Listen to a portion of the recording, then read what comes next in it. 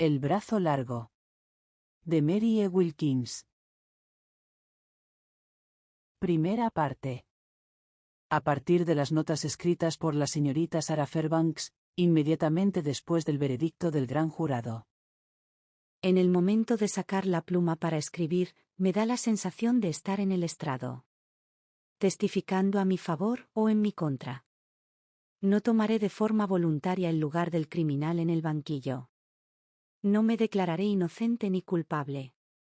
Presentaré los hechos del caso con la misma imparcialidad y sangre fría, que si no tuviesen nada que ver conmigo. Dejaré que quienes lean esto, me juzguen como deseen. Me veo obligada a hacerlo, pues estoy condenada a algo infinitamente peor, que la prisión de por vida o el patíbulo. Seré yo quien me juzgue a mí misma en lugar del juez y del jurado, les probaré a todos ustedes mi culpa o mi inocencia, si eso está en manos de un mortal. Es tal mi desesperación, que me veo tentada a decir que no me importa cuál de las dos sea, con tal de que se pruebe algo. Una condena abierta no me resultaría tan abrumadora, como la sospecha universal.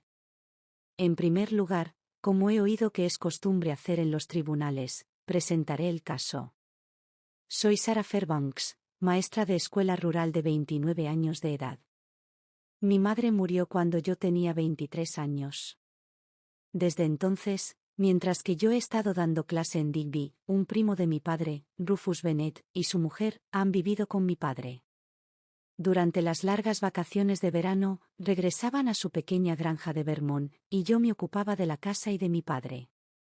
Desde hace 5 años estoy comprometida para casarme con Henry Ellis, un joven al que conocí en Digby. Mi padre se oponía rotundamente al enlace, y me dijo en repetidas ocasiones que si insistía en casarme con Henry, mientras él viviera, me desheredaría. Por esta causa, Henry nunca me ha visitado en mi casa. Por otro lado, yo tampoco me veía capaz de romper el compromiso. Además, no deseaba un distanciamiento total de mi padre.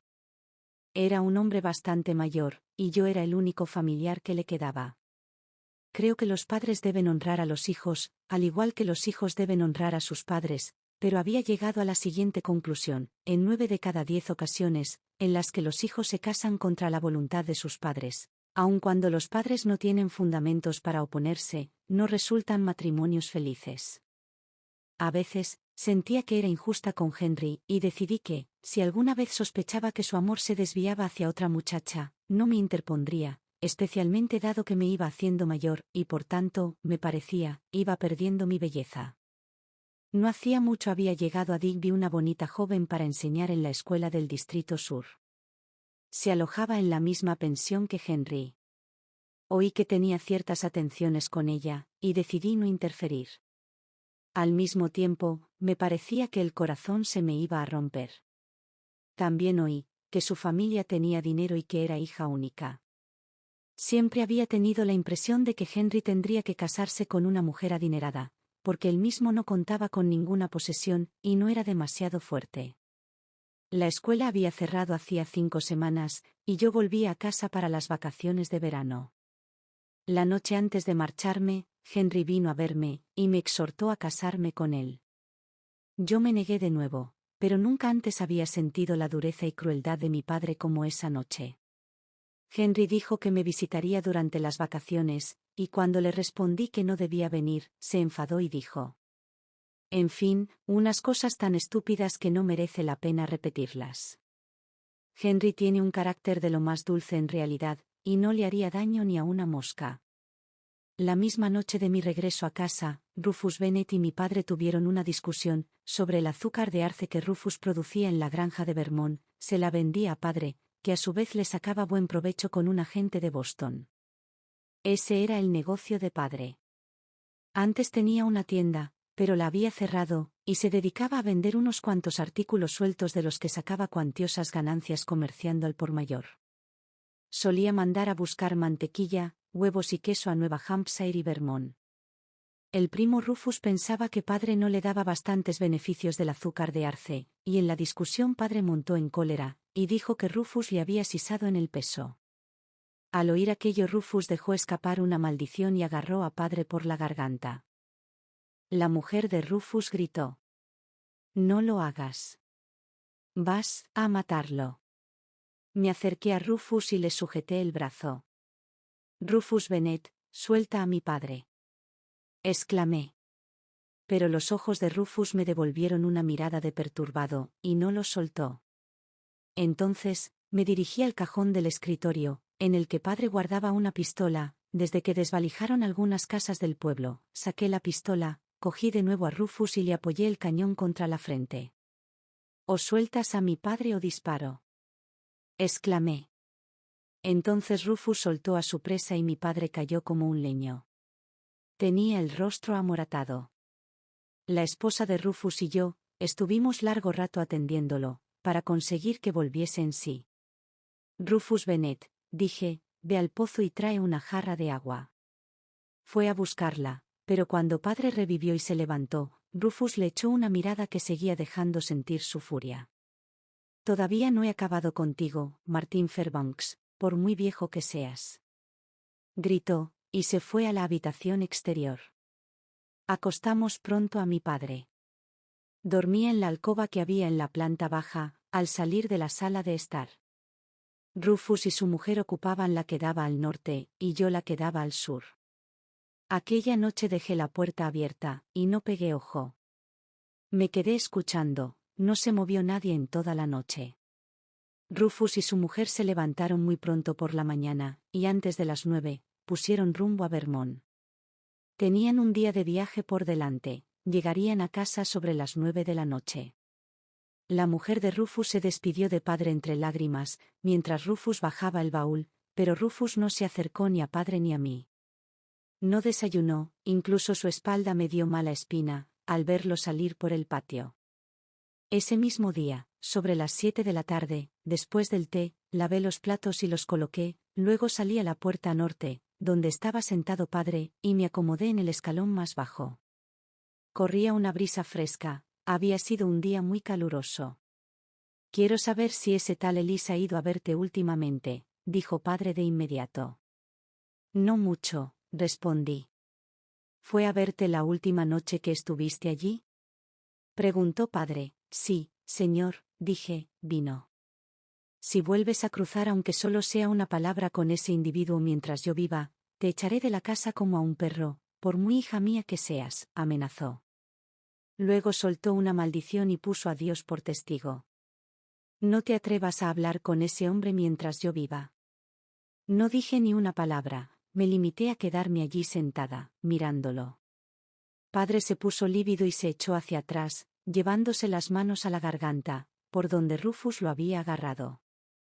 Le habían quedado unas huellas púrpuras. «Supongo que habrías estado encantada de que me matase», exclamó padre. «Te salvé la vida», repliqué. «¿Qué hiciste con la pistola?», preguntó. «Volver a colocarla en el cajón del escritorio». Me levanté para dar la vuelta, y sentarme en la entrada que da al oeste, que es la principal. Mientras estaba allí sentada, sonó la campana que anunciaba la reunión del anochecer en la iglesia, y nuestras vecinas de la casa contigua, Phoebe Dole y María Goods, dos viejas modistas solteras, pasaron de camino. Phoebe se detuvo a preguntar si Rufus y su esposa se habían marchado. María rodeó la casa. Muy pronto, siguieron su camino y pasaron otras personas. Cuando todos se marcharon, se hizo un silencio sepulcral. Me quedé largo rato sentada, sola, hasta que las sombras me indicaron que había salido la luna llena. Entonces, me fui a mi habitación y me acosté. Permanecí largo rato tumbada, llorando. Me parecía que se había esfumado cualquier esperanza de matrimonio entre Henry y yo. No podía pedirle que me esperase. Pensé en la otra muchacha, mirase donde mirase veía su hermoso rostro. Pero al final, me quedé dormida de tanto llorar. Alrededor de las 5 me desperté y me levanté. Padre siempre quería su desayuno a las 6, así que tenía que prepararlo. Cuando padre y yo estábamos solos, siempre encendía el fuego en el hornillo de la cocina, pero aquella mañana no lo oí removerlo como de costumbre, y me imaginé que estaba tan enfadado conmigo, que ni siquiera había encendido el fuego. Me dirigí al armario para buscar el vestido de percal azul oscuro, con el que hacía las faenas domésticas. Llevaba allí colgado todo el curso escolar. Al descolgarlo del perchero, me llamó la atención algo extraño en el vestido, que había llevado puesto la noche anterior. Era de fina seda veraniega, verde, con un estampado de círculos blancos. Había sido mi mejor vestido durante 2 veranos, pero ahora me lo ponía las tardes calurosas en casa, porque era el vestido más fresco con el que contaba. También porque la noche anterior, había contemplado la posibilidad de que Henry condujese desde Digby y pasase por la casa. Lo había hecho algunas veces durante las anteriores vacaciones de verano, y deseaba tener el mejor aspecto posible por si acaso. Al sacar el vestido de percal, vi lo que parecía una mancha en la seda verde. Dejé caer a toda prisa el vestido de percal, y me llevé el de seda verde a la luz de la ventana. Estaba cubierto de lamparones, grandes salpicaduras en la parte delantera. También la manga derecha estaba manchada, y todas eran manchas húmedas. ¿Qué le ha pasado a mi vestido?, pregunté en voz alta. Parecía sangre. Pensé que debía de haberme manchado por accidente la noche anterior. Si lo que hay en el vestido es sangre, me dije, debo hacer algo para quitarla enseguida, o se me estropeará el vestido. Recordé un comentario, de que las manchas de sangre se quitaban de los tejidos, si aplicabas engrudo de harina por el lado contrario. Cogí el vestido de seda verde, y bajé a toda prisa las escaleras de atrás, que llevaban directamente a la cocina, separada por una puerta. No había fuego alguno en el hornillo, como me había parecido. Todo estaba solitario, solo el tic-tac del reloj de la estantería rompía el silencio. Al cruzar la cocina en dirección a la alacena, sin embargo, la gata maulló para que la dejase entrar, venía del cobertizo. Había una puertecita solo para ella, por la que entraba y salía a voluntad, una abertura del tamaño justo para que su cuerpo maltés la atravesase cómodamente, junto a la puerta del cobertizo. La abertura tenía una tapa también, con bisagras de cuero. Dejé pasar a la gata, después entré en la alacena y cogí un tazón de harina. Luego la mezclé con agua, hasta formar un engrudo espeso, y lo apliqué en el revés de las manchas del vestido. A continuación, dejé el vestido colgado en el fondo de un armario, que contenía ropa vieja de padre. Después, encendí fuego en el hornillo. Preparé café, puse galletas a hornear, y escalfé unos huevos para el desayuno. Abrí la puerta de la sala de estar y grité: «Padre, el desayuno está listo». De repente, sentí un sobresalto. Había una mancha roja en el interior de la puerta. El corazón empezó a latirme en los oídos. «Padre», grité. «Padre». No hubo respuesta. «Padre». Llamé de nuevo, todo lo fuerte que pude gritar. «¿Por qué no hablas? ¿Qué es lo que ocurre?». La puerta del dormitorio estaba abierta. Me dio la sensación de ver un reflejo rojo en ella. Hice acopio de valor, y atravesé la sala de estar, en dirección a la alcoba de padre. La cama se reflejaba en el espejo que colgaba sobre su escritorio, enfrente. Aquello fue lo primero que vi, al llegar a la puerta. Vi a padre en el espejo y la cama. Padre estaba allí, muerto. Lo habían asesinado durante la noche. Creo que debí desmayarme, pues de repente me encontré en el suelo, y durante un minuto no podía recordar lo que había ocurrido. Luego todo me vino a la memoria, y un terror horrendo e irracional se apoderó de mí. Debo cerrar las puertas de inmediato, pensé, rápido, o el asesino volverá. Intenté levantarme, pero no podía mantenerme en pie. Volví a derrumbarme. Tuve que salir arrastrándome de la habitación, a gatas. En primer lugar, me dirigí a la puerta principal, estaba cerrada con llave y tenía el cerrojo echado. Después, fui a la puerta norte, que igualmente estaba cerrada. Luego, miré la puerta norte del cobertizo, que también tenía el cerrojo echado. A continuación, me dirigí a la puerta este del cobertizo, junto a la que se hallaba el pasadizo de la gata. Aquella puerta se usaba poquísimo, y estaba asegurada por un gancho de hierro. No tenía pestillo. Toda la casa estaba cerrada desde el interior. Me sobresaltó un pensamiento: como si me hubiese rozado una mano helada. El asesino está dentro. Entonces me puse en pie, quité el gancho y salí corriendo de la casa, y luego del patio, como si fuese cuestión de vida o muerte. Tomé la carretera que llevaba al pueblo. La primera casa, donde viven Phoebe Dole y Maria Goods, está al otro lado de un amplio campo. No tenía intención de detenerme allí, pues solo había mujeres, y por tanto no podrían hacer nada, pero al ver que Phoebe miraba por la ventana, atravesé el patio a todo correr. Abrió la ventana. ¿Qué ocurre? Preguntó. ¿Qué pasa, Sarah Fairbanks? Maria Good se acercó, y se apoyó en su hombro. Tenía la cara casi tan blanca como el pelo, y los ojos azules dilatados. Mi expresión debía de haberlas asustado. Padre. Han asesinado a padre en su cama. Dije. Se oyó un grito, y la cara de Maria Goods desapareció del hombro de Phoebe Dole, se había desmayado. No sé si Phoebe parecía más pálida, siempre está pálida, pero distinguí una mirada en sus ojos negros que nunca olvidaré. Creo que empezó a sospechar de mí, en ese preciso momento. Phoebe volvió la cabeza en dirección a María, pero me hizo otra pregunta. ¿Ha discutido con alguien? Solo con Rufus, contesté, pero Rufus se ha marchado. Phoebe se apartó de la ventana para atender a María, y yo seguí corriendo en dirección al pueblo. Un centenar de personas pueden dar fe de lo que hice a continuación. Podrán decirles que llamé al médico y al ayudante del sheriff, que volví a casa con una multitud espantada, que entraron en tropel a contemplar al pobre padre, que solo el médico lo tocó, con mucho cuidado, para comprobar que estaba muerto, que llegó el juez de instrucción, y todo lo demás. La pistola estaba en la cama, junto a padre, pero no la habían disparado, la carga seguía en la recámara. Estaba manchada de sangre, y padre tenía un cardenal en la cabeza, que podía ser resultado de un golpe con la pistola. Pero la herida que le causó la muerte, se hallaba en su pecho, estaba claro que la habían infligido con algún instrumento cortante, aunque no se trataba de una incisión limpia, el arma debía de ser Roma. Registraron la casa, por si acaso el asesino seguía allí escondido. Oí que murmuraban el nombre de Rufus Bennett.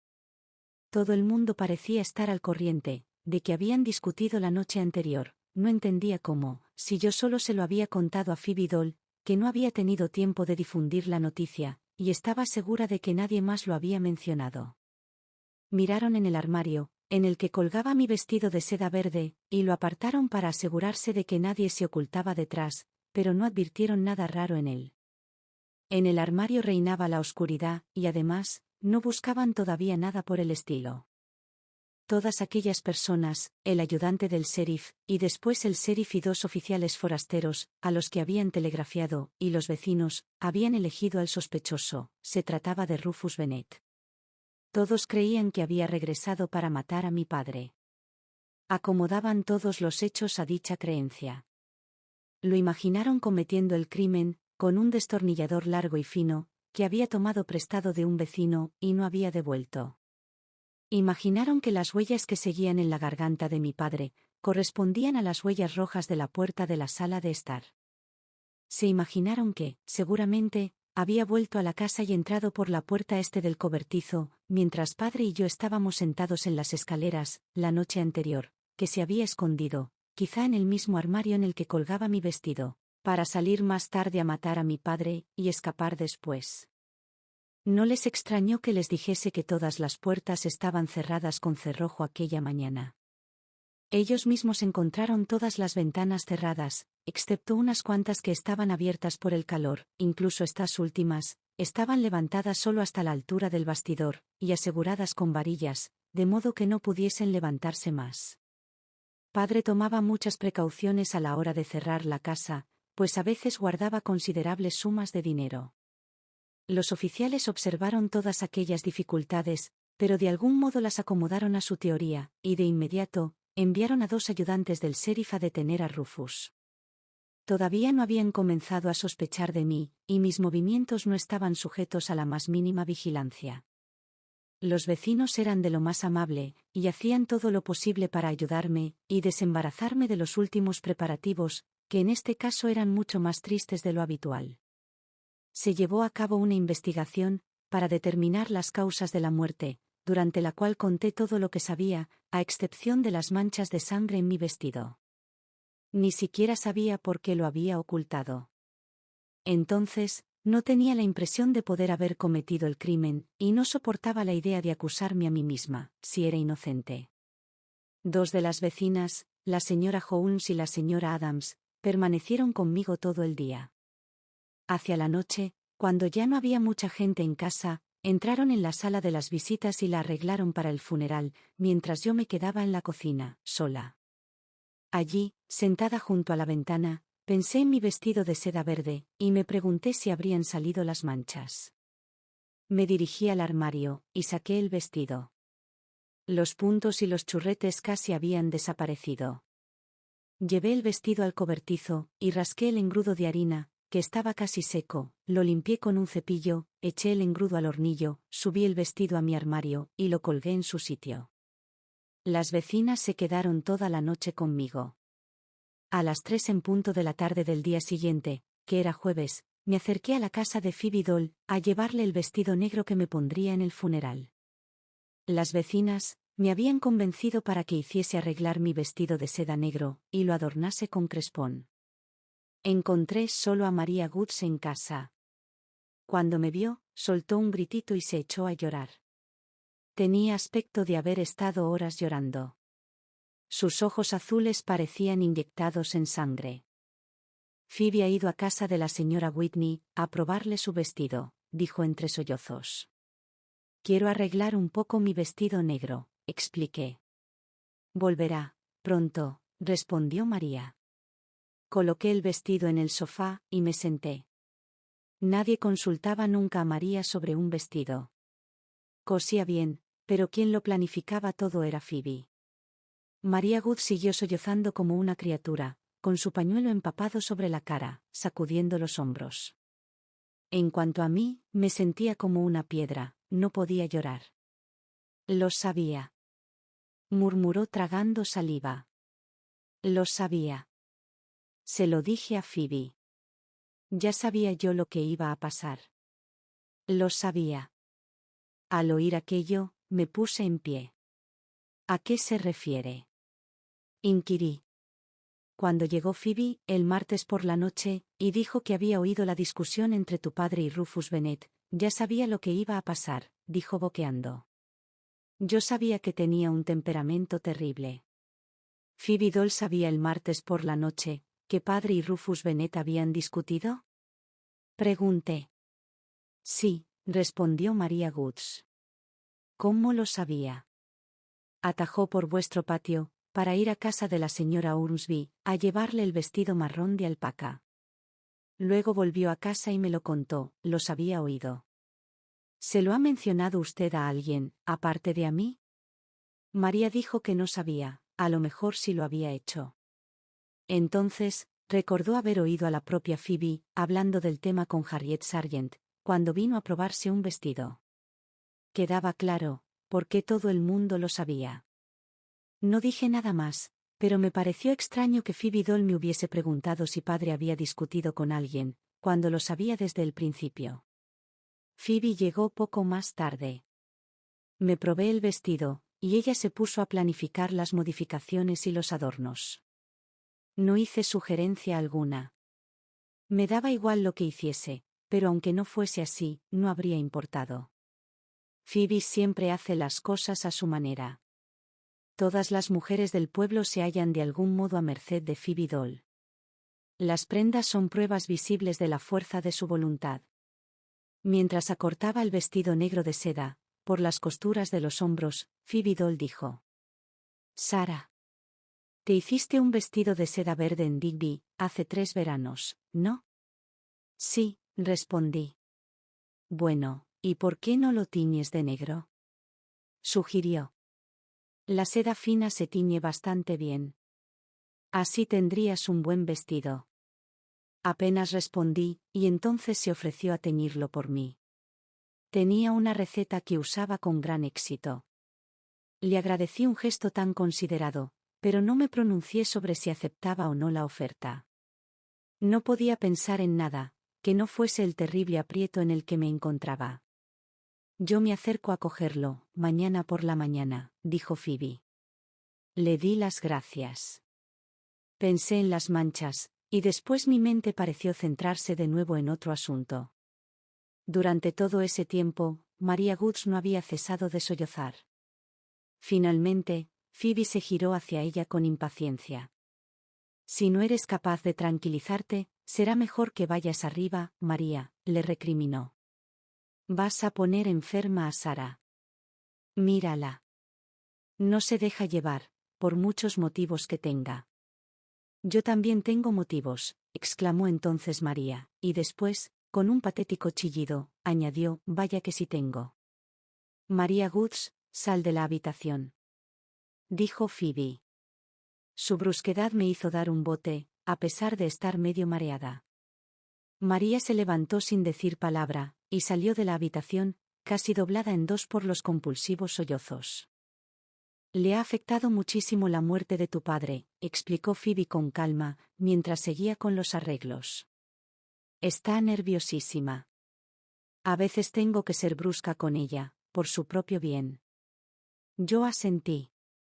María Good siempre ha tenido la reputación de ser una mujer dulce, débil y dependiente, y sin duda Phoebe Doll le tiene mucho afecto. De algún modo, la ha amparado y cuidado, durante casi toda su vida. Viven juntas desde que eran unas muchachas. Phoebe es alta, muy pálida y delgada, pero nunca se ha puesto enferma, ni un día. Tiene una fisonomía corriente, pero hay una especie de bondad severa, una rectitud, en su cara descolorida, con esas suaves bandas de pelo blanco sobre las orejas. Regresé a casa en cuanto me arreglaron el vestido. Aquella noche, vino a visitarme Henry Ellis. No necesito entrar en detalles, respecto de la visita. Basta decir, que me ofreció toda la comprensión y la protección posibles, y que yo las acepté. Lloré un poco, por primera vez, y él me consoló y me apaciguó. Henry había venido en coche desde Digby, y ató el caballo en el patio. A las 10 se despidió de mí en la escalera, y estaba dando la vuelta al coche, cuando la señora Adams llegó corriendo a la puerta. ¿Esto es suyo?, preguntó, enarbolando una cinta amarilla anudada. Anda, pero si es la cinta de tu fusta, Henry, contesté. La miró. Pues sí, dijo. Debe de habérseme caído. Se la metió en el bolsillo, y se puso en marcha. La cinta no se le ha caído esta noche, replicó la señora Adams. La encontré el miércoles por la mañana en el patio. Entonces me pareció recordar que él llevaba una cinta amarilla en la fusta. Cuando la señora Adams me contó que había recogido la cinta de la fusta de Henry el miércoles por la mañana, no dije nada, pero pensé que Henry debía de haberse pasado finalmente el martes por la noche, y que quizá incluso había entrado en el patio, a pesar de que la casa estuviese cerrada y yo en la cama, para estar un poco más cerca de mí. Me remordía la conciencia, porque no podía evitar sentir un estremecimiento de felicidad, a pesar de que mi padre yacía muerto en la casa. Enterramos a mi padre, con toda la intimidad y la calma que pudimos conseguir. Pero fue una experiencia terrible. Mientras tanto, llegaron noticias de Vermont, habían arrestado a Rufus Bennett en su granja.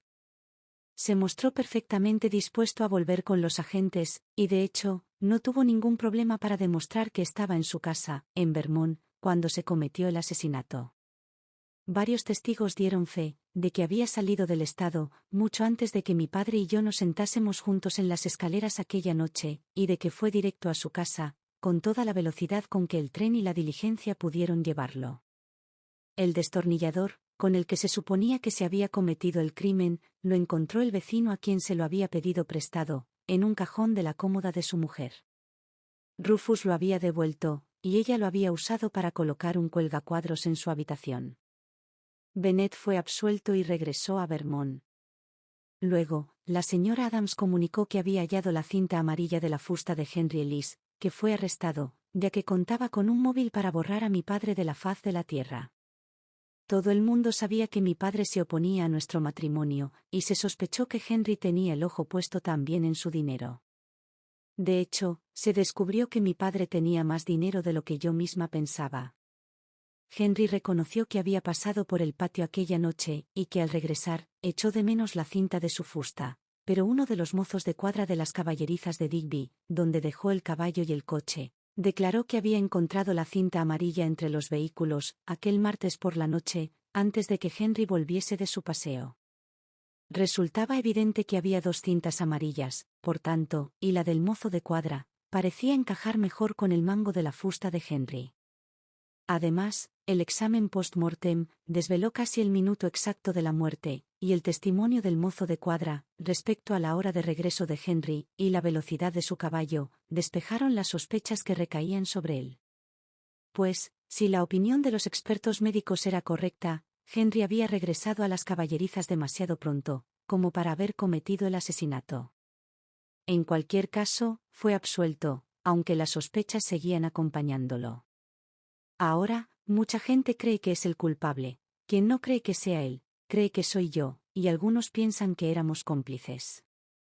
Tras absolver a Henry, me arrestaron a mí. No quedaba nadie más a quien acusar. Siempre hay que tener un móvil para el crimen, y yo era la única que quedaba con uno. A diferencia de los demás, que fueron absueltos tras la investigación preliminar, a mí me llevaron a Dedham, para comparecer ante el jurado, que determinaría si había pruebas para mi imputación. Allí, pasé 4 semanas en la cárcel, hasta el día de la comparecencia. No se me permitió hacer una declaración completa y franca, como la que estoy haciendo ahora, ni en la investigación preliminar ni ante el gran jurado. Simplemente, se me pidió que respondiese a las preguntas que se me formulaban, sin añadir nada de mi cosecha, y obedecí. Yo no sé nada de leyes.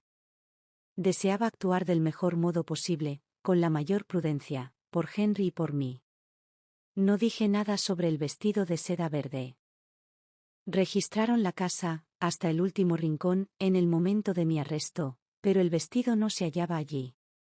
Estaba en la caldera de Phoebe Dole, tiñéndose. Había ido a buscarlo un día, mientras yo recogía las judías del jardín, y lo había sacado del armario. Ella misma me contó todo esto al devolverlo, cuando regresé de Dedham. Se me ocurrió llevármelo, para darte una sorpresa, dijo. Ha cogido un negro muy bonito. Me echó una extraña mirada, mientras hablaba, un poco como si viese en el interior de mi alma, a mi pesar, y un poco como si le aterrorizase pensar lo que encontraría allí. No sé a ciencia cierta qué significaba la mirada de Phoebe Dole. Quizá, después de todo, quedase una mancha en el vestido, y la hubiese visto. Supongo que si no hubiese sabido hacer ese engrudo de harina, me habrían colgado por la muerte de mi padre. Tal y como estaban las cosas, el jurado no pudo acusarme de ningún cargo, porque no había prueba alguna que me implicase, y volví a casa libre. Si bastase con los móviles, para condenar a la gente, ¿habría bastantes verdugos en el mundo? No encontraron arma alguna, con la que pudiese haber cometido el crimen. No encontraron manchas de sangre en la ropa. Lo único que apuntaba en mi dirección, aparte de mi sempiterno móvil, era el hecho de que la mañana después del crimen, las puertas y ventanas estuviesen cerradas. Pero el que yo misma hubiese proporcionado dicha información, por supuesto, le restaba fuerza en mi contra.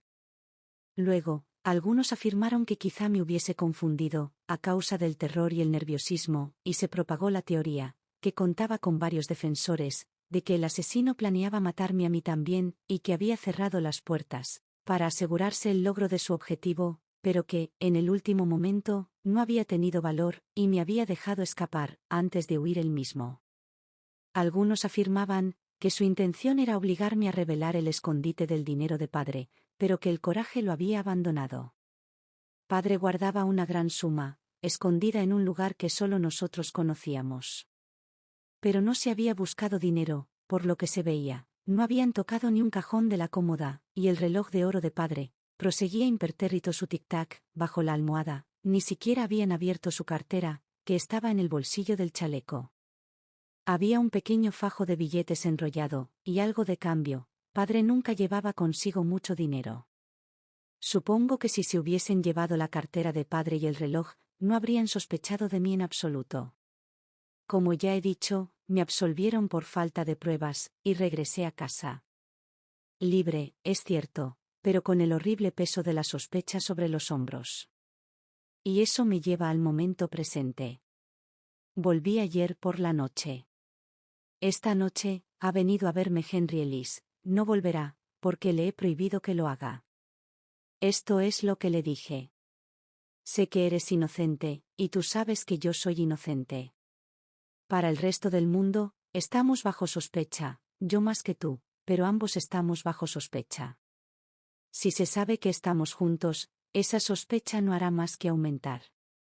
No me importa en mi caso, pero me importa en el tuyo. Separado de mí, el estigma que acarrea se disipará pronto, sobre todo si te casas con otra. Entonces, Henry me interrumpió.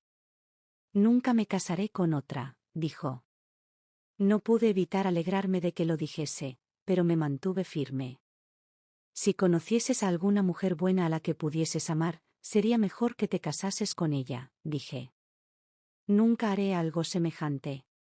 Repitió. Me rodeó con sus brazos, pero tuve fuerza para apartarlo. No será necesario, si triunfo en la empresa que pienso acometer, antes de que conozcas a otra, dije. Estaba empezando a pensar que no le importaba aquella bonita muchacha, que se alojaba en la misma pensión que él. ¿De qué se trata?, preguntó. ¿Qué empresa vas a acometer?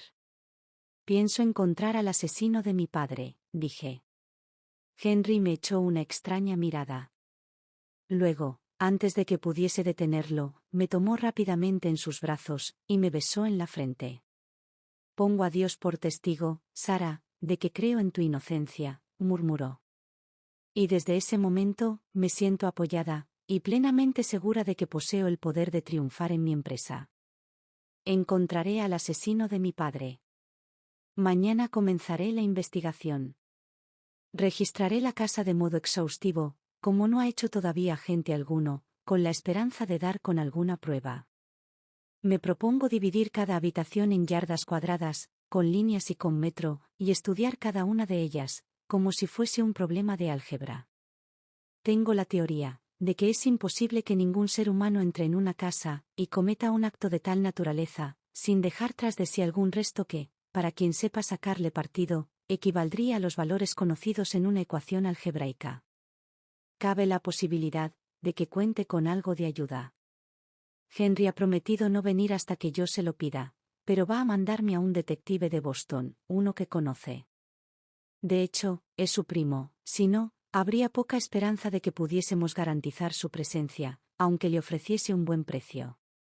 Ha tenido gran éxito en varios casos, pero no goza de buena salud, el trabajo pesa mucho sobre sus nervios, y no se ve abocado a él, por falta de dinero. Los médicos le han prohibido que coja ningún caso nuevo, durante un año al menos, pero Henry confía en que podamos contar con él, para esto.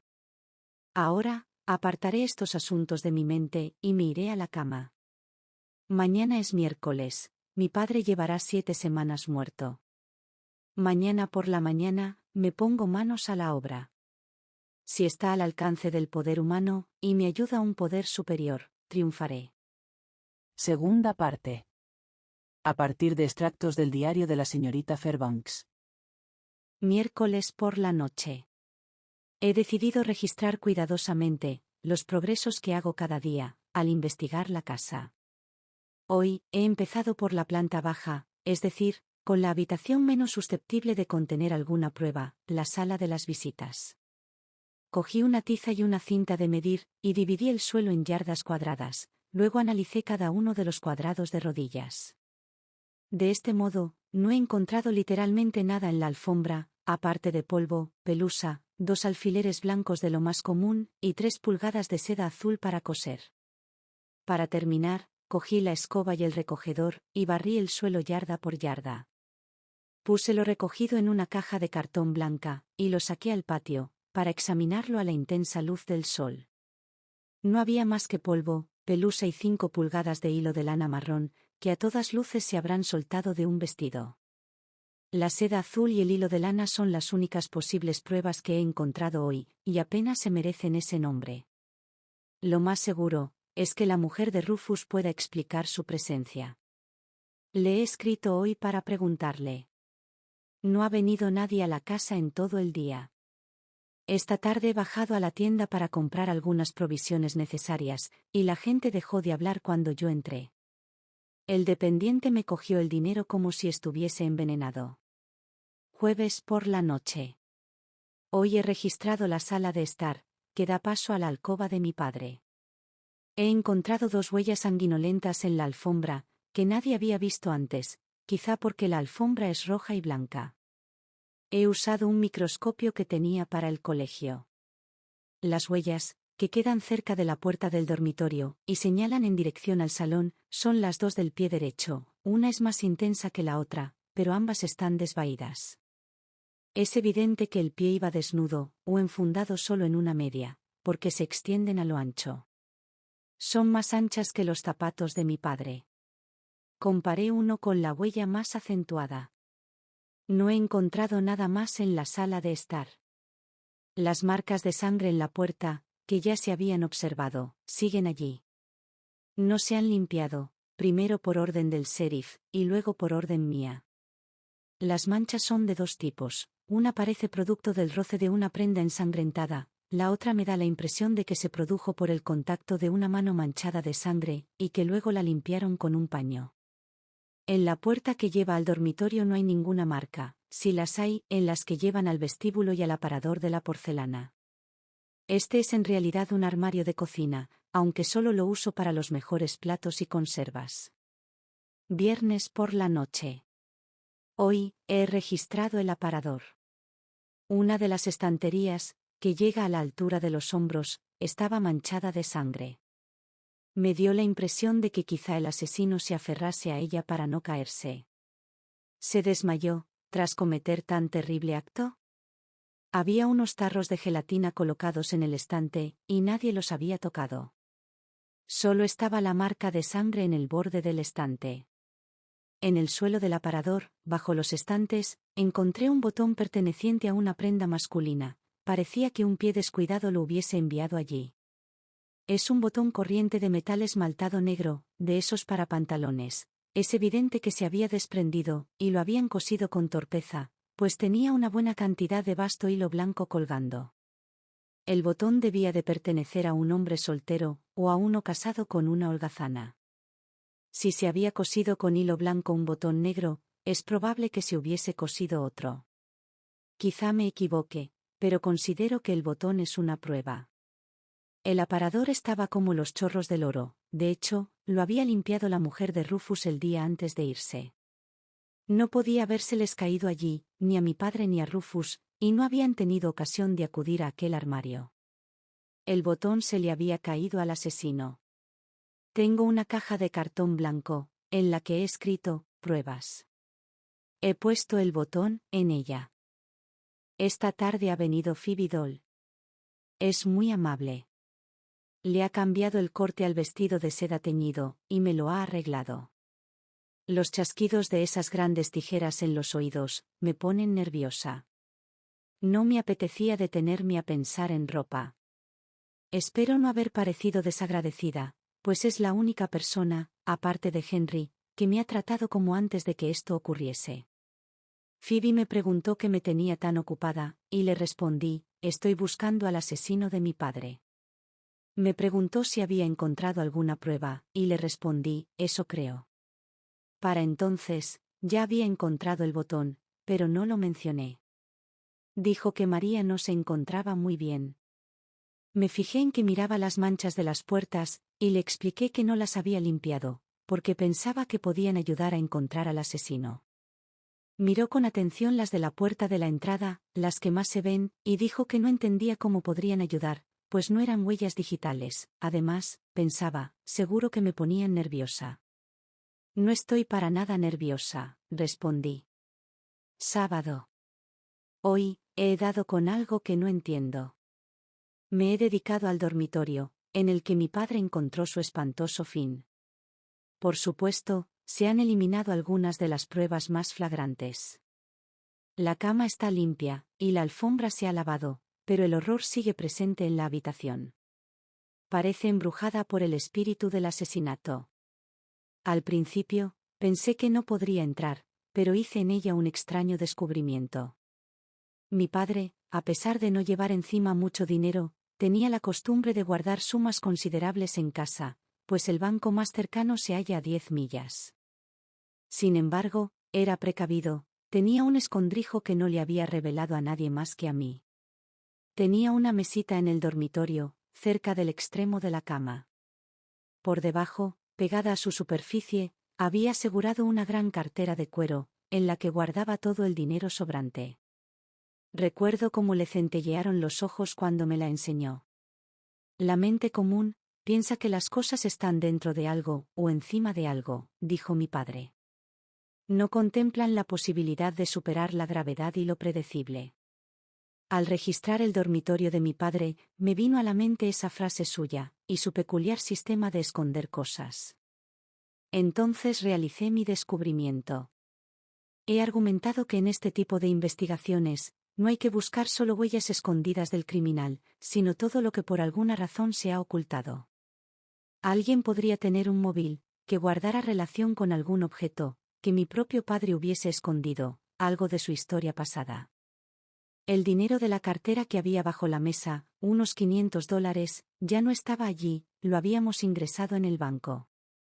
Allí no había nada más. Examiné el fondo de la cómoda, y la parte inferior de los asientos de las sillas. En la habitación había 2 sillas, además de la mecedora con cojines, sillas de madera pintadas de verde, que tenían los asientos tapizados con la bandera. No encontré nada bajo los asientos. Entonces, di la vuelta completa a las sillas, y observé la parte inferior de las patas. Me dio un vuelco el corazón, al ver un trozo de cuero clavado en una. Cogí el martillo de tapicero, y quité las tachuelas. Habían vaciado la pata de la silla, y el hueco estaba lleno de algodón. Lo saqué, y pronto sentí algo duro. Resultó ser una anticuada alianza de oro, ancha y pesada, como un anillo de boda. Me lo llevé a la ventana, y encontré esta inscripción en su interior: que el amor sea para siempre. Había 2 fechas, una de agosto de hace 40 años, y la otra de agosto de ese mismo año. Creo que nadie se había puesto nunca ese anillo, a pesar de que la primera parte de la inscripción resultaba perfectamente clara, parecía vieja, y a todas luces, la última había sido grabada hacía poco. No puede ser el anillo de mi madre. Solo tenía su anillo de boda, y se la enterró con él. Me parece que mi padre lleva años atesorando este anillo, pero, ¿por qué? ¿Qué significa? No puede ser una pista, y tampoco veo cómo puede ayudar a descubrir un móvil, pero de todos modos, lo pondré en la caja, con el resto. Domingo por la noche. Hoy, por supuesto, no he proseguido mi búsqueda. Tampoco he ido a la iglesia. No me sentía capaz de mirar a la cara a los viejos amigos, que no son capaces de mirarme a mí. A veces, pienso que en el pueblo donde nací, todo el mundo cree en mi culpabilidad. ¿Cómo han sido mi apariencia general y mi comportamiento, a lo largo de mi vida? Me he estudiado a mí misma en el espejo, he intentado descubrir la maldad potencial que deben de ver en mi cara. Esta tarde, sobre las 3, a la hora en la que la gente acaba de terminar su comida de domingo, llamaron a la puerta norte. Cuando acudí a abrir, había un extraño joven allí de pie, con un gran libro bajo el brazo. Era delgado y estaba bien rasurado, tenía aire clerical. Tengo aquí una obra, sobre la que querría llamarle la atención, comenzó, y lo miré asombrada, pues, ¿por qué iba a venir un vendedor ambulante de libros en pleno domingo? Torció un poco la boca. Es una enciclopedia bíblica, dijo.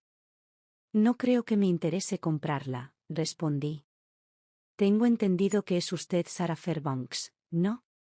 Ese es mi nombre, contesté con sequedad. Me envía el señor Henry Ellis, de Digby, explicó a continuación. Me llamo Dix, Francis Dix. Entonces supe que se trataba del primo de Henry, el detective de Boston que había venido a ayudarme. Sentí que se me arrasaban los ojos de lágrimas. Es muy amable por su parte haber venido, conseguí decir. Soy egoísta, no amable, replicó. Pero será mejor que me deje entrar, o me arruinará cualquier posibilidad de éxito, como vendedor de libros, si los vecinos me ven intentando vender en domingo. Y esta es una empresa respetable, señora Fairbanks. Voy a buscar clientes por la ciudad. Entró. Le enseñé todo lo que había escrito, y lo leyó con cuidado.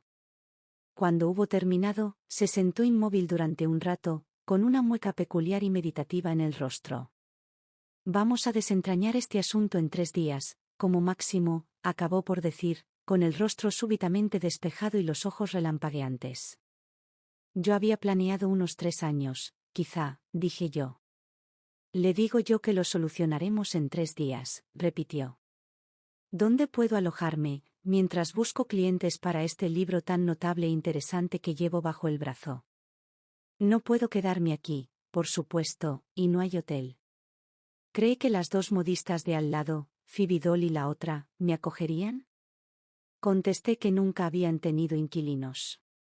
Bueno, me acercaré a preguntar, dijo el señor Dix, y se marchó, con su libro debajo del brazo, antes de que me diese cuenta.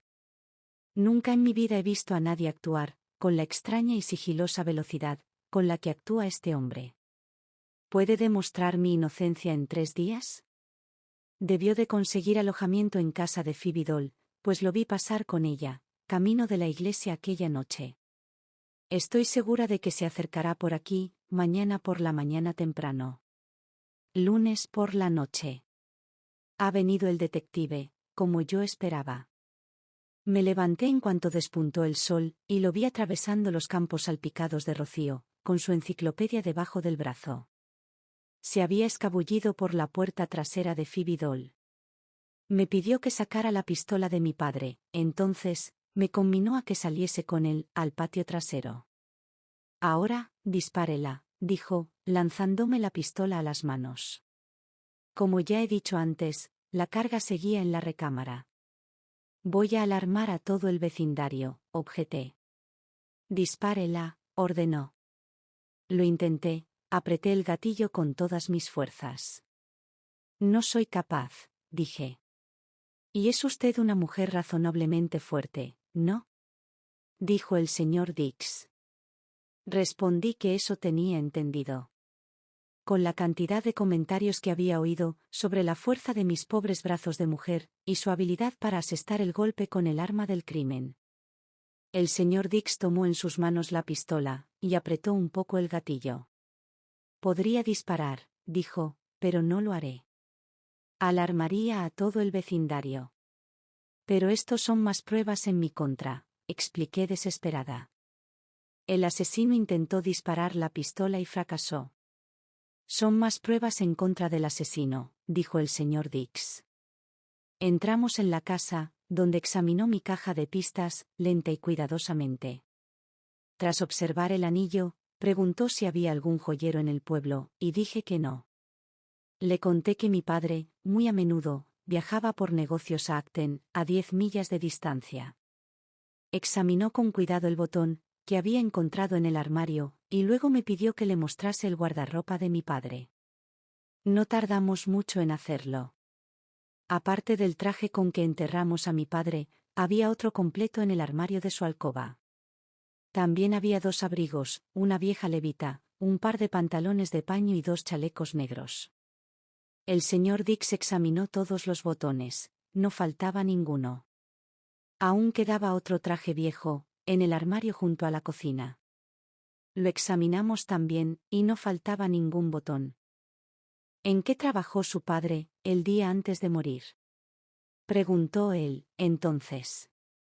Reflexioné, y dije que descargó algunas cajas que habían llegado de Vermont, y se ocupó un poco del jardín. ¿Qué llevaba puesto? Me parece que llevaba los pantalones de paño y el chaleco negro. Nunca llevaba abrigo mientras trabajaba. El señor Dix regresó en silencio a la alcoba de padre y a su armario, y yo lo seguí. Sacó los pantalones grises y el chaleco negro, y los observó con detenimiento. ¿Qué se ponía para proteger esto? Preguntó. El mono de trabajo, contesté de inmediato. Mientras hablaba, recordé ver a padre, dando la vuelta por el camino, en dirección al patio, con el mono azul doblado bajo el brazo. ¿Dónde está?, preguntó el señor Dix. ¿No estaba en el armario de la cocina? No. No obstante, volvimos a mirar en el armario de la cocina, y registramos minuciosamente el cobertizo. Mientras estábamos allí, la gata entró por la gatera, y se frotó contra nuestras piernas. El señor Dix se inclinó a acariciarla.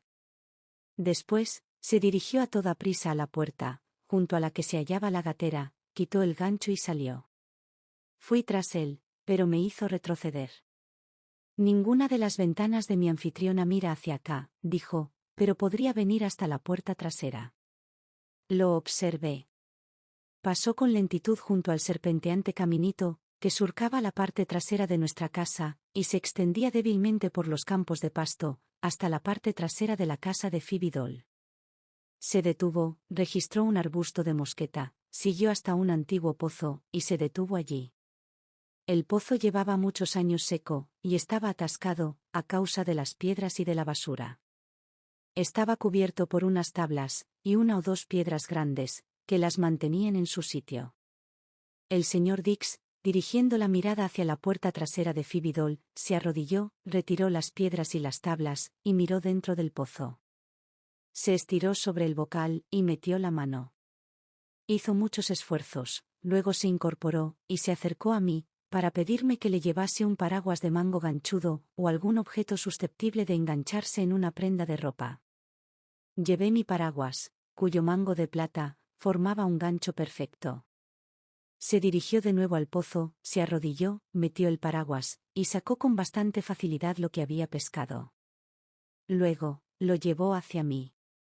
No se desmaye, dijo, cogiéndome el brazo. Tragué saliva, cuando vi lo que tenía en la mano. El mono azul de mi padre, todo manchado y salpicado de sangre. Miré el mono, y luego a él. No se desmaye, repitió. Estamos en el buen camino. De aquí, es de donde salió el botón. Mire. Apuntó a uno de los tirantes del mono, al que le faltaba el botón. Había un poco de hilo blanco colgando. Había otro botón, toscamente cosido con el mismo hilo blanco, que encontré en el botón de la caja de pistas. ¿Qué significa esto?, exclamé con voz entrecortada. La cabeza me daba vueltas. Pronto lo sabrá, dijo. Miró el reloj. Luego, dejó en el suelo el macabro bulto que sostenía. La ha dejado asombrada, saber que el asesino entró y salió, pese a que las puertas estaban cerradas, ¿no es así? Sí, respondí. Bueno, ahora mismo salgo yo. Ponga el gancho en esa puerta. Salió, con mi paraguas aún en la mano.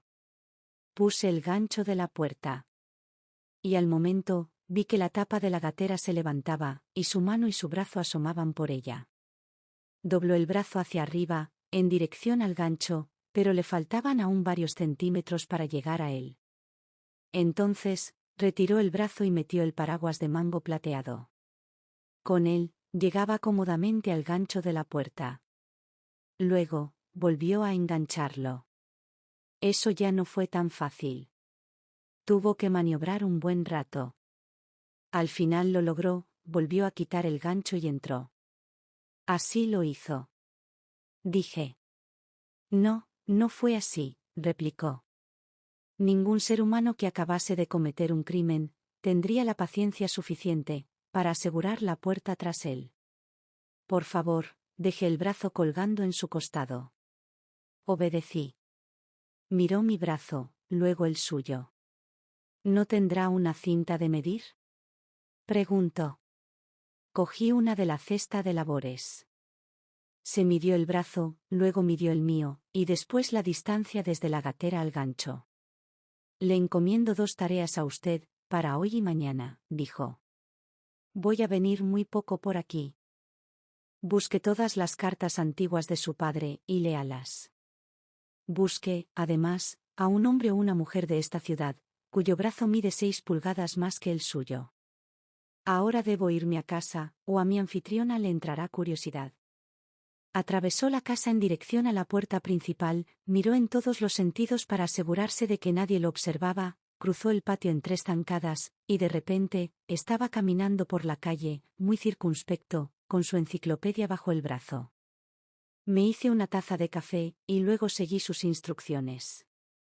Me he pasado toda la mañana leyendo cartas antiguas, encontré paquetes en los baúles del desván, y había ingentes cantidades en el escritorio de padre. He seleccionado varias, para entregárselas al señor Dix. Una de ellas, trata de un antiguo episodio en la juventud de padre, que debió de perder cualquier interés para él, hace tiempo. Estaba escondida del modo que a él le gustaba, sujeta bajo su escritorio. La escribió hace 40 años María Goods, 2 años antes de que mi padre se casara, para rechazar una propuesta de matrimonio. Estaba escrita siguiendo las encorsetadas fórmulas de la época, podrían haberla copiado con exactitud, de un manual de correspondencia. Mi padre debió de querer a María Goods, con la misma devoción con la que yo amo a Henry, para haber guardado la carta, con tanto cuidado, todos estos años. Yo pensaba que estaba enamorado de mi madre. Parecía tenerle el mismo cariño que otros hombres experimentan por sus esposas, aunque yo solía preguntarme si Henry y yo llegaríamos algún día a estar tan acostumbrados el uno al otro. María Goods debía de ser hermosa como un ángel cuando era joven. Madre no era hermosa, además era robusta y desgarbada, y supongo que la gente habría dicho que era más bien lenta y torpe. Pero era una buena mujer, e intentaba cumplir con sus obligaciones. Martes por la noche. Esta tarde, se me ha brindado la oportunidad de cumplir la segunda de las órdenes del señor Dix.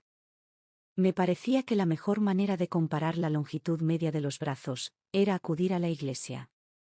No podía ir por la ciudad con la cinta de medir, pidiéndole a la gente que me extendiese los brazos. Nadie sabe el temor que me inspiraba ir a la iglesia, pero fui, e intenté no mirar las caras alteradas y gélidas de mis vecinos, sino sus brazos. He descubierto lo que deseaba el señor Dix, pero dicho descubrimiento no sirve de nada, y lo podría haber hecho él mismo. El brazo de Phoebe Dole mide 7 pulgadas más que el mío. Nunca antes me había dado cuenta, pero tiene un brazo casi anormalmente largo. Pero, ¿por qué iba a quitar el gancho de la puerta Phoebe Dole? Phoebe recitó una oración muy bonita. Incluso me reconfortó un poco. Habló de la ternura de Dios, durante todos los problemas de la vida, y de que nunca nos abandonaba. Cuando íbamos saliendo de la iglesia, oí a varias personas hablando del señor Dix y de su enciclopedia bíblica. Concluyeron que debía de ser un estudiante de teología, que vendía libros para sufragarse los gastos de su educación. María Goods no estaba en la iglesia. Algunas personas le preguntaron a Phoebe por ella, y respondió, no se encuentra muy bien. Es muy tarde. Pensé que quizá el señor Dix pasase por aquí, pero no ha venido. Miércoles. Apenas puedo creerme lo que estoy a punto de escribir. Toda nuestra investigación parece apuntar a una persona, y esa persona. Es increíble. No doy crédito. El señor Dix vino al alba, como la otra vez. Me dio el parte, y yo le di el mío. Le enseñé la carta de María Goods. Me contó que había ido a Acton, y que el joyero de allí había grabado la última fecha en el anillo, hacía unas 6 semanas. No quiero parecer brusco, pero su padre iba a casarse de nuevo, dijo el señor Dix. No sabía que se hubiese acercado siquiera a otra mujer, desde que madre murió, protesté. Pues había hecho preparativos para casarse, insistió el señor Dix. ¿Y con quién? Quise saber. Señaló la carta, que yo sujetaba en la mano. ¿María Goods? Exclamé asombrada. Asintió. Me quedé allí plantada, mirándolo, aturdida. No se me había pasado por la cabeza tal posibilidad. Extrajo un sobre del bolsillo, y sacó una tarjetita con unos hilos azules y marrones, atados cuidadosamente en ella. Permítame ver los hilos que encontró, dijo. Cogí la caja, y los comparamos. Él Tenía unas hebras de hilo de seda azul y de lana marrón, que coincidían punto por punto con las mías. ¿Dónde los ha encontrado? Pregunté. En la caja de retales de mi anfitriona. Me quedé mirándolo. ¿Qué quiere decir? Pronuncié con voz entrecortada. ¿Usted qué cree? Es imposible. Exclamé. Miércoles, continuación. Cuando el señor Dix me sugirió la absurda posibilidad de que Phoebe Dole hubiese cometido el asesinato, él y yo estábamos sentados en la cocina. Él se hallaba cerca de la mesa, colocó una hoja de papel sobre ella, y comenzó a escribir. Ahora tengo el papel delante. En primer lugar, dijo el señor Dix, escribiendo con celeridad según hablaba, ¿quién cuenta con una longitud de brazo adecuada, para abrir cierta puerta de esta casa desde fuera? Phoebe Dole. En segundo lugar, ¿quién tenía en su caja de retales, hebras de los mismos hilos que había en el suelo del salón de las visitas, sitio en el que no había puesto ella los pies, que usted supiera? Phoebe Dole. En tercer lugar, ¿quién mostró un interés de lo más extraño en su vestido de seda verde, manchado de sangre, hasta el punto de teñirlo? Phoebe Dole. En cuarto lugar, ¿quién cepilló los dedos con una mentira, en su intento de echar la culpa del asesinato a un hombre inocente? Phoebe Dole. El señor Dix me miró. Yo recuperé la compostura. Eso no prueba nada, dije. No tiene móvil. Sí que tiene un móvil, repuso él. ¿Cuál? María Good se lo contará esta tarde. Entonces, el señor Dix prosiguió. En quinto lugar, ¿quién fue vista, tirando un bulto por el viejo pozo, en la parte trasera de la casa del señor Martin Fairbanks, a la 1 de la noche? Phoebe Dole. ¿Fue vista? Farfullé. El señor Dix asintió. Luego siguió escribiendo. En sexto lugar, ¿quién contaba con un móvil sólido, que existía desde hacía años? Phoebe Dole. El señor Dix soltó la pluma y me miró de nuevo. Bueno, ¿qué me dice usted? Preguntó. Es imposible. ¿Por qué? Porque es una mujer. Sería necesaria la fuerza de un hombre, para matar con el tipo de arma que usó, aduje. No, no es cierto, repuso el señor Dix, no hace falta mucha fuerza para ese tipo de golpes. Pero, si es una mujer. Insistí. El crimen no tiene sexo, sentenció él. Pero si es una buena mujer, y forma parte de la iglesia.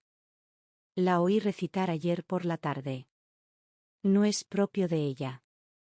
No le corresponde a usted, ni a mí, ni a ninguna inteligencia mortal, decidir lo que es propio de alguien o no, afirmó el señor Dix. Se levantó y se marchó. Yo me limité a quedarme mirando a la nada, medio aturdida. María Goods ha venido esta misma tarde, aprovechando la ausencia de Phoebe, que había salido a hacer un recado. María ha envejecido 10 años en las últimas semanas. Tiene el pelo blanco, las mejillas hundidas, y ha perdido todo el color. ¿Puedes darme el anillo que tu padre me regaló hace 40 años? Dijo con voz temblorosa. Se lo entregué, lo besó y sollozó como una niña. Phoebe me lo quitó una vez, dijo, pero no volverá a hacerlo. María me contó entre lastimeros sollozos, la historia de su larga subordinación a Phoebe Dole. Aquella mujer dulce e infantil, siempre se había hallado bajo la influencia de la fuerte naturaleza de su compañera. La subordinación se remontaba antes incluso de la primera pedida de mi padre. Antes de que él la cortejase, ella le había prometido a Phoebe que no se casaría, y fue Phoebe quien, tras recordarle que estaba atada por su solemne promesa, la empujó a escribirle una carta a mi padre, rechazando su oferta y devolviéndole el anillo. Y después de tanto tiempo, nos habríamos casado, si no hubiese muerto, dijo. Iba a regalarme otra vez el anillo, y había hecho grabar la nueva fecha. Habría sido tan feliz. Se detuvo y me miró, mientras me preguntaba horrorizada. ¿Qué hacía Phoebe Dole en el patio de vuestra casa, a la 1, aquella noche? ¿Qué quiere decir? Pregunté a mi vez. Vi que Phoebe salía por la puerta trasera del cobertizo a la 1, aquella misma noche. Llevaba un bulto en la mano.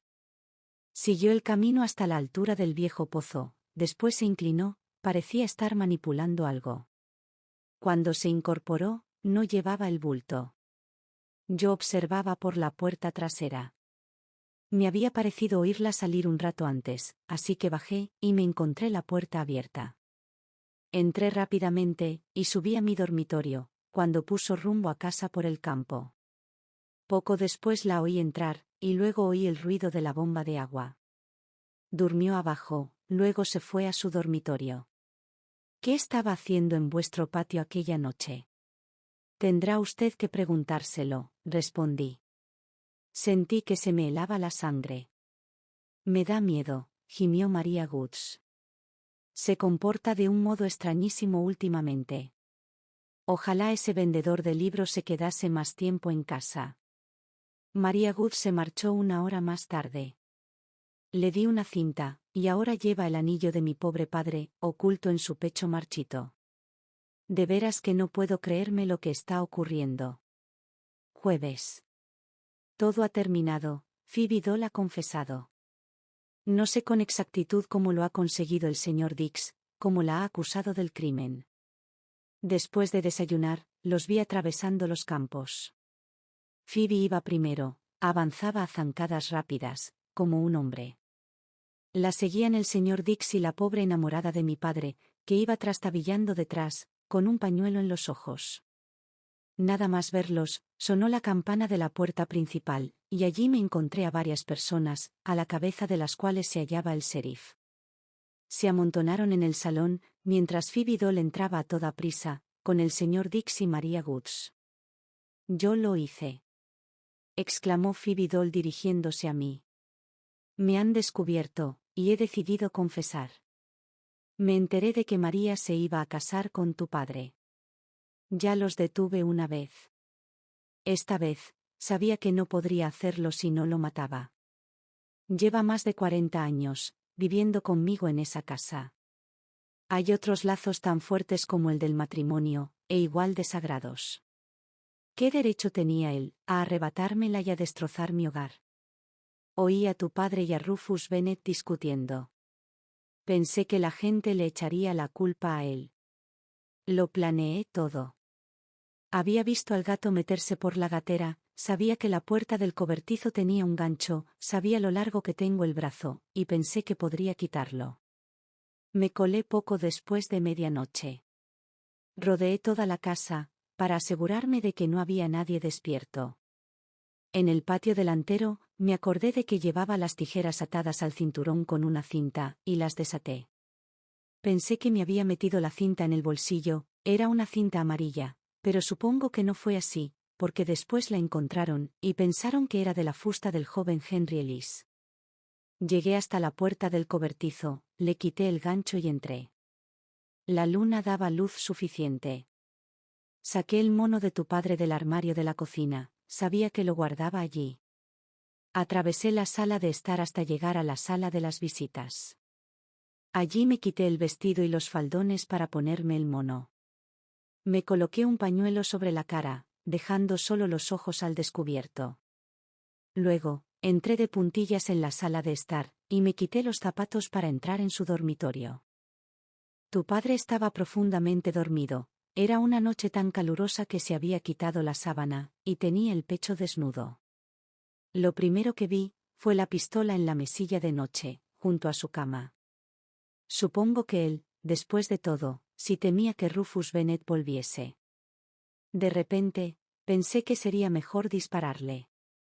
Sería más seguro y más rápido, y si te despertabas, sabía que podía escaparme, y que todo el mundo pensaría que él mismo se había pegado un tiro.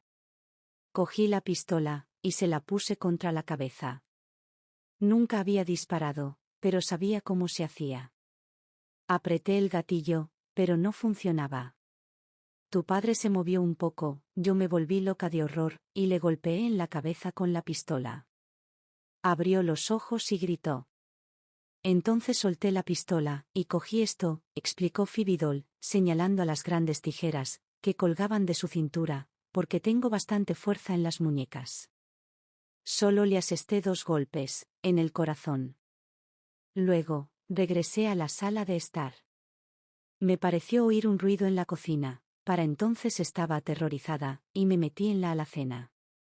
Noté que me desmayaba, y me aferré al estante para no caerme. Sentí el impulso de subir a ver si estabas dormida, y asegurarme de que no te habías despertado con el grito de tu padre. Subí las escaleras con sigilo hasta tu alcoba. Parecías profundamente dormida, pero, mientras te observaba, te moviste un poco. En lugar de asestarte a ti también un golpe, me metí en tu armario. No volví a oírte. Notaba la humedad de la sangre en mis manos. Cogí algo que colgaba de tu armario, y me limpié. Por el tacto, supe que era el vestido de seda verde. Estabas en silencio. Como vi que seguías dormida, salí del armario y me escabullí escaleras abajo, cogí la ropa y los zapatos. Fuera, en el cobertizo, me quité el mono, y me vestí. Enrollé el mono, quité una tabla del pozo, y lo tiré allí antes de irme a casa.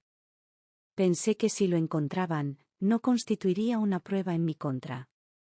El pañuelo, que no estaba demasiado manchado, lo puse en remojo esa misma noche, y lo lavé por la mañana, antes de que se levantase María.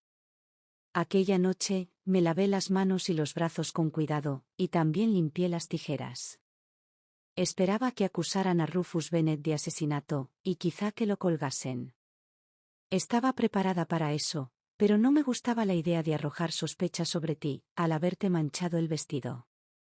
No tenía nada en tu contra. Decidí hacerme con ese vestido, antes de que nadie sospechase de ti, y teñirlo de negro. Entré y lo cogí, eso ya lo sabes. Me quedé boquiabierta, al ver que apenas tenía manchas. Solo encontré 2 o 3 puntitos, que apenas se distinguían. No sabía qué pensar. Sospeché, por supuesto, que habías encontrado las manchas, y las habías lavado, pensando que podrían atraer sospechas sobre ti. No veía cómo tú podrías sospechar de mí. Me alegré mucho cuando soltaron a tu enamorado. No tenía tampoco nada en su contra. Esto es todo lo que tengo que decir. Creo que entonces debí de desmayarme. No puedo describir la pavorosa calma, con la que la mujer contó todo esto, aquella mujer de rostro amable, a quien había oído rezando en la iglesia como una santa. Desde entonces, creo en la posesión demoníaca. Cuando volví en mí, los vecinos se hallaban a mi alrededor, me ponían alcanfor en la cabeza, mientras me tranquilizaban entre susurros, y la cordialidad había vuelto a su rostro. Ojalá pudiese yo olvidar. Se han llevado a Phoebe Dall, es lo único que sé. No soporto hablar más del tema, cuando pienso que habrá un juicio, y que tendré que comparecer. Henry ha venido esta tarde. Supongo que seremos felices, después de todo, cuando tenga algo de tiempo para reponerme de todo esto. Dice que ya no tengo nada de qué preocuparme. El señor Dix se ha marchado. Espero que Henry y yo podamos recompensarle por su amabilidad algún día. Un mes más tarde. Acabo de oír que Phoebe Dall ha muerto en prisión. Esta es mi última entrada en este diario. Que Dios ayude a todas las demás mujeres inocentes, que se hallen en aprietos, como me ha ayudado a mí. Fin.